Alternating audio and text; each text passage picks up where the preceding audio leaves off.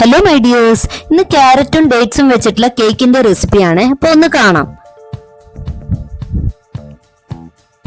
അപ്പോൾ അതിനായിട്ട് ഞാൻ ആദ്യം തന്നെ ഷുഗർ കാരമലൈസ് ചെയ്ത് എടുത്തു വയ്ക്കാം. അത് തണുക്കാനൊക്കെ സമയം എടുക്കുമല്ലോ, അത് കാരണം ആദ്യം ഇത് ചെയ്തു വെക്കുന്നതായിരിക്കും എളുപ്പം. അപ്പോൾ ഈ ഗ്ലാസിന്റെ മുക്കാൽ ഗ്ലാസ് വേണ്ട, അതിന് കുറച്ച് താഴെയായിട്ടാണ് ഞാൻ ഷുഗർ എടുത്തിരിക്കുന്നത്. അപ്പോൾ ഇതേ ഗ്ലാസ് അളവിൽ തന്നെയാണ് ഒരു ഗ്ലാസ് മുഴുവനും മൈദയും കൂടി എടുക്കണമല്ലോ. അപ്പോൾ ഒരേ ഗ്ലാസ്സിലുള്ള മെഷർമെന്റ് ആയിരിക്കും നമ്മൾക്ക് എളുപ്പം. അപ്പോൾ കേക്കൊക്കെ നന്നായിട്ട് കിട്ടുള്ളൂ. അപ്പോൾ അതിനു വേണ്ടിയിട്ട് നമ്മൾ ഷുഗർ ഇങ്ങനെ ഒരു ചീനച്ചട്ടിയിലോട്ടേക്ക് ഇട്ടിട്ട് നമ്മൾ ഒന്ന് ഇളക്കി കൊടുത്തുകൊണ്ടിരിക്കുക. അപ്പോൾ ഏകദേശം ബ്രൗൺ കളറായി വന്നിട്ടുണ്ട്, കണ്ടില്ല? അപ്പൊ കുറച്ചുകൂടി ആവാനുണ്ട്. ഏകദേശം ഈ കളർ ആകുമ്പോൾ നമുക്ക് ഓഫ് ചെയ്യാം. എന്നിട്ട് ഒരു അര ഗ്ലാസ് വെള്ളം ഇങ്ങനെ ഇടയ്ക്കിടയ്ക്ക് ഒഴിച്ചു കൊടുക്കുക, ഒറ്റയടിക്ക് ഒഴിച്ചു കൊടുക്കരുത്. പിന്നെ അതിലോട്ടേക്ക് ഞാനൊരു 10 ഡേറ്റ്സ് എടുത്തിട്ടുണ്ട്. കുരുവൊക്കെ കളഞ്ഞിട്ട് വേണം എടുക്കാന്. അതിനുശേഷം ഒരു 2 മീഡിയം സൈസ് ക്യാരറ്റും കൂടി എടുത്തിട്ടുണ്ട്. അപ്പൊ അത് ഇത് കുറച്ചു നേരം സോക്ക് ചെയ്ത് വെക്കാം. അപ്പോൾ ഒന്ന് തണുക്കട്ടെ. അപ്പൊ ആ സമയം കൊണ്ട് നമുക്ക് ഡ്രൈ ഇൻഗ്രീഡിയൻസ് റെഡിയാക്കി എടുക്കാം. അതിനായിട്ട് അതേ ഗ്ലാസ് അളവ് തന്നെ 1 ഗ്ലാസ് മൈദയും, പിന്നെ ബേക്കിംഗ് പൗഡർ 1 ടീസ്പൂണും, പിന്നെ ബേക്കിംഗ് സോഡ 1/2 ടീസ്പൂണും എടുത്തിട്ടുണ്ട്. പിന്നെ കുറച്ച് പഞ്ചസാര, അതായത് ഒരു 1/4 ഗ്ലാസ് വേണമെന്നില്ല, 1/4 ഗ്ലാസ്സിലും കുറച്ചായിട്ട് കുറച്ച് പഞ്ചസാര പൊടിച്ചതും കൂടി എടുത്തിട്ടുണ്ട്. അപ്പൊ അത് ഇതിൽ അരിച്ചെടുക്കാം നമുക്ക്. ഇപ്പൊ കേക്ക് ആക്കുന്ന ഈ പ്രോസസ്സ് എല്ലാം ഒരേപോലെ തന്നെയാണ്. അപ്പൊ ഡ്രൈ ഇൻഗ്രീഡിയൻസ് റെഡിയാക്കിയിട്ടുണ്ട്.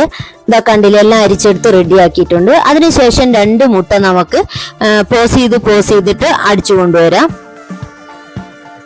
അതിനുശേഷം വാനില എസൻസ് ഈ ക്യാപ്പിന് 1/2 ക്യാപ്പ് മതിയാവും. മുട്ടയുടെ സ്മെല്ലൊക്കെ ഒന്ന് മാറി കിട്ടാൻ വേണ്ടിയാണ് അത് യൂസ് ചെയ്യുന്നത്. അതിനുശേഷം അതേ ഗ്ലാസ് അളവിൽ തന്നെ 1/2 ഗ്ലാസ് സൺഫ്ലവർ ഓയിലും കൂടി നല്ലപോലെ അടിച്ച് ഇതുപോലെ ക്രീമി ആയിട്ട് അടിച്ചെടുത്തിട്ടുണ്ട്. ഇതാ കണ്ടില്ലേ?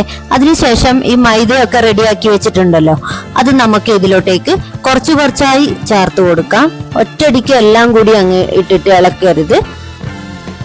കുറച്ചായിട്ട് ഇട്ട് കൊടുത്തിട്ട് ഇങ്ങനെ പതുക്കെ ഇളക്കി കൊടുത്തോണ്ടിരിക്കാം. അപ്പൊ ഒരേ ആംഗിളിൽ തന്നെ ഇളക്കി കൊടുക്കുക, പതുക്കെ ഇളക്കി കൊടുക്കാൻ പാടുള്ളൂ.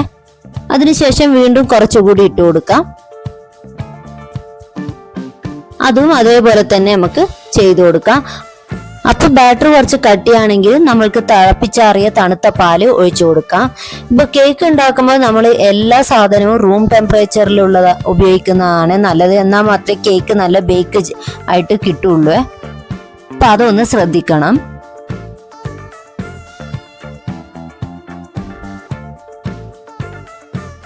തിളപ്പിച്ചാറിയ പാല്, റൂം ടെമ്പറേച്ചറിലുള്ള പാല് കുറച്ച് ഒഴിച്ചു കൊടുത്താൽ മതിയാവും. വേണമെങ്കിൽ ബട്ടറും കൂടി ചേർത്ത് കൊടുക്കാവേ, അത് ഓപ്ഷണലാണ്, വേണമെങ്കിൽ ചേർത്താൽ മതി. അപ്പൊ ഇങ്ങനെ നമ്മളെ ബാറ്റർ ഇങ്ങനെ റെഡി ആയിക്കൊണ്ട് വരികയാണ്. അതിനുശേഷം നേരത്തെ സോക്ക് ചെയ്യാൻ വെച്ചിട്ടുണ്ടായിരുന്നല്ലോ ഡേറ്റ്സും ക്യാരറ്റും ഒക്കെ, അപ്പൊ അത് ഇതിലോട്ടേക്ക് ഇട്ട് കൊടുക്കാം. ഇത് നല്ലൊരു ഫ്ലേവർ ആണ് കേക്കിന് കൊടുക്കുന്നത്. അപ്പൊ അതും ഇതിലോട്ടേക്ക് ഇട്ട് കൊടുത്തിട്ട് പതുക്കെ ഒന്ന് ഇളക്കി കൊടുക്കാം. എല്ലാം കൂടി ഒന്ന് മിക്സ് ആവട്ടെ.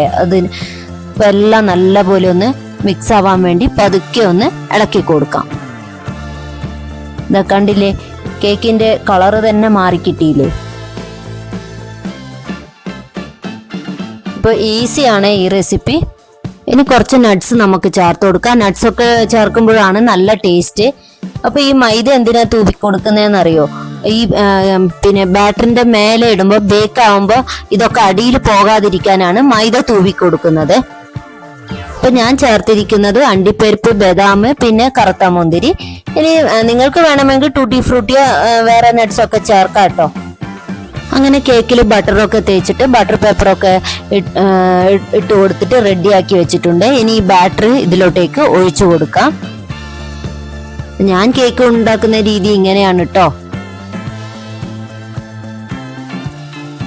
അപ്പൊ ഇതെല്ലാം ഇതിലോട്ടേക്ക് ഒഴിച്ചു കൊടുക്കാം. പിന്നെ ഒന്ന് കേക്ക് ടിൻ ഇങ്ങനെ ടാപ്പ് ചെയ്ത് കൊടുക്കാം.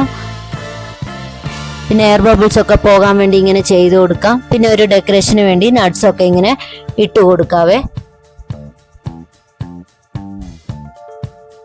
പിന്നെ കേക്ക് ഉണ്ടാക്കുന്ന പാത്രം ഞാൻ ഒരു 10 മിനിറ്റായി പ്രീ ഹീറ്റ് ചെയ്യാൻ വെച്ചിട്ടുണ്ടായിരുന്നു.